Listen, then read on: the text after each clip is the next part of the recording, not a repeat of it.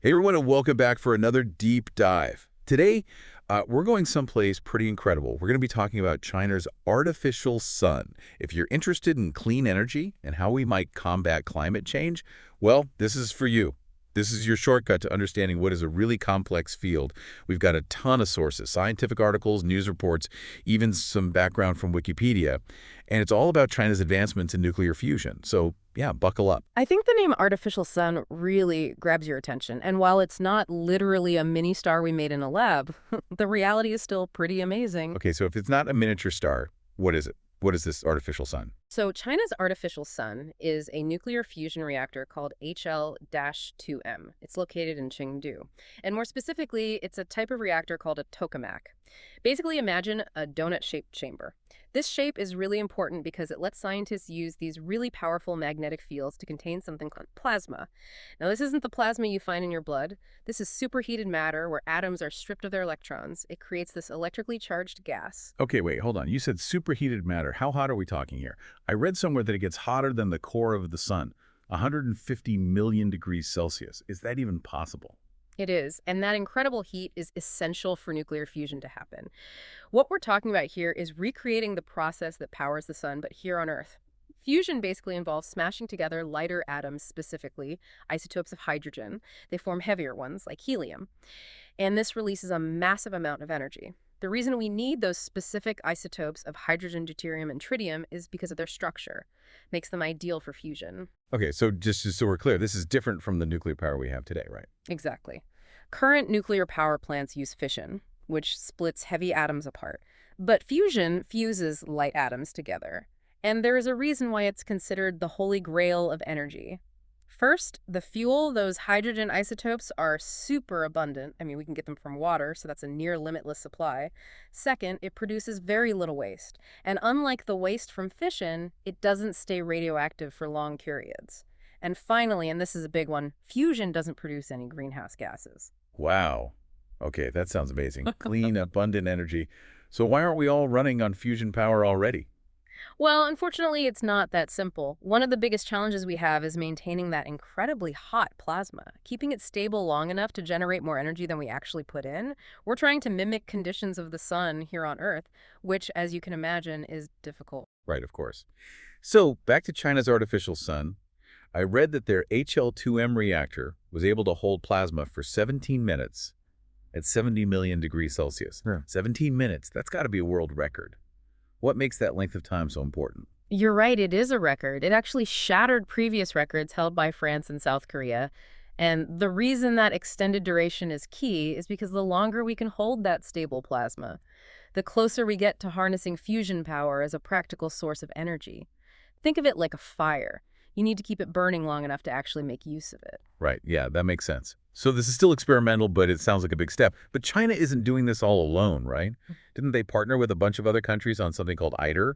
That's right. HL2M is a separate project. But China is a key player in ITER, which stands for International Thermonuclear Experimental Reactor.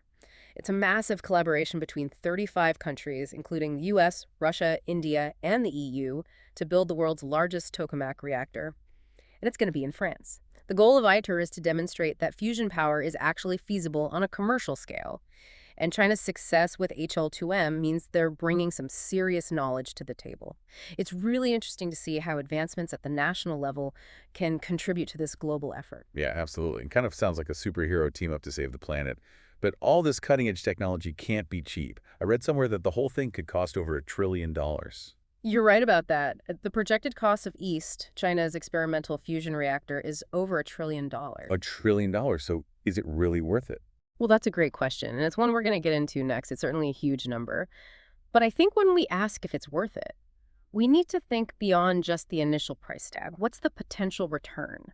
Not just in terms of energy, but also, the long-term benefits for the entire planet. Yeah. Okay, so help me understand this. Imagine a future where we basically have access to limitless clean energy, no more dependence on fossil fuels, no more greenhouse gas emissions warming the planet. It's a benefit that's almost impossible to put a price tag on. And then there are the ripple effects. Think about global economic growth, new technologies we haven't even thought of, a better quality of life for millions of people. So it's like investing in a startup. The risk might seem huge at first, But the payoff, if it works, could be astronomical. Exactly. And I think when you consider the cost of doing nothing, rising sea levels, extreme weather, people being displaced from their homes, suddenly investing in fusion starts to look like a pretty good deal. Yeah, you're right. It's not just about the money, it's about survival. It sounds like fusion really could be a game changer.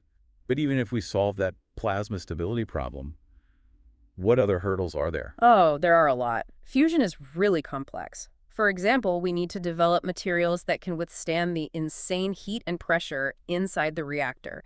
And we have to figure out how to efficiently turn that energy from fusion into electricity we can use. It's a huge engineering challenge. Okay, so we're not all going to be plugging our homes into fusion power plants anytime soon. But what about China's role in all this? They seem to be making a lot of progress. How is that impacting the global fusion effort? China's contributions are definitely significant. Their commitment to fusion is undeniable. Just look at all the resources they're putting into projects like HL2M and their work with ITER. They're bringing a lot of expertise to the table, which is speeding up the pace of research and innovation. It's really interesting to see how a technology that has this much global potential is being driven in part by one nation. How has the rest of the world reacted to China's progress? Is it more competition or collaboration? Or maybe a little bit of both? It's definitely a mix. I mean, anytime you have countries competing to be the best, there's going to be rivalry. But at the same time, there's a lot of collaboration happening, particularly within ITER. Climate change is a global threat. And that's actually led to a lot of cooperation. So it sounds like a balancing act. Wanting to be the first, Yeah. but also working together for the greater good. Yeah, and I think that's what makes ITER so interesting. It shows that even rivals can come together to tackle big challenges. So what are some of the biggest challenges facing ITER? Mm-hmm. I imagine coordinating research and development between 35 countries has got to be pretty difficult. Oh, it's definitely not easy. You've got different scientific cultures, different engineering approaches, and sometimes, even political tensions, not to mention the sheer scale of the project. We're talking about components that weigh thousands of tons. Wow, that's crazy. So with all those complexities, when can we realistically expect ITER to achieve its goals? Well, the timeline has changed a few times because of, some technical challenges. And honestly, world events haven't helped. But as it stands, the first plasma is planned for sometime in the late 2020s, with full power experiments happening in the 2030s. So we're still looking at least a decade before we see any real results. Okay, so we need to be patient.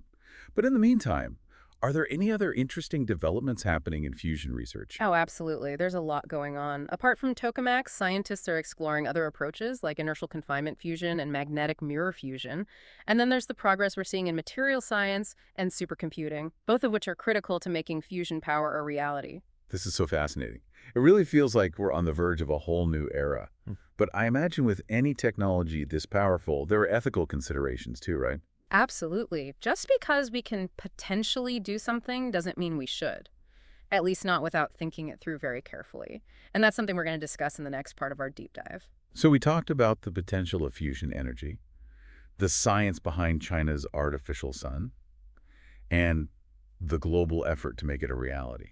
But like you said, with any powerful tech, we got to think about the implications. What kind of ethical considerations are there when we talk about fusion?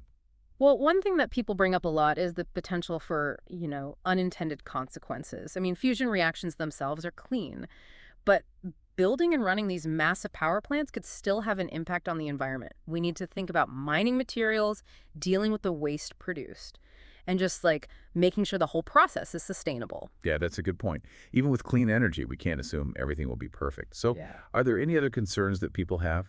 Yeah, another issue is the possibility of economic disruption. What happens if fusion becomes as widespread and affordable as some people think it will? It could totally change the global energy landscape.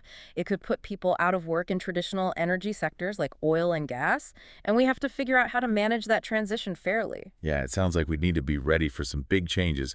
What can we do now to make sure those changes are positive? Well, I think we need to start planning, having open conversations about it. Governments, businesses, and communities need to work together, figure out how to retrain workers, invest in new industries, and make sure everyone benefits from fusion energy. It's a challenge, but it's also an opportunity, right? Yeah. To build a more sustainable and just world. It really shows how important it is to think about the social and economic impacts of new technology, not just the science itself. What about misuse? Could this tech be used for something other than power? That's always a risk with anything powerful.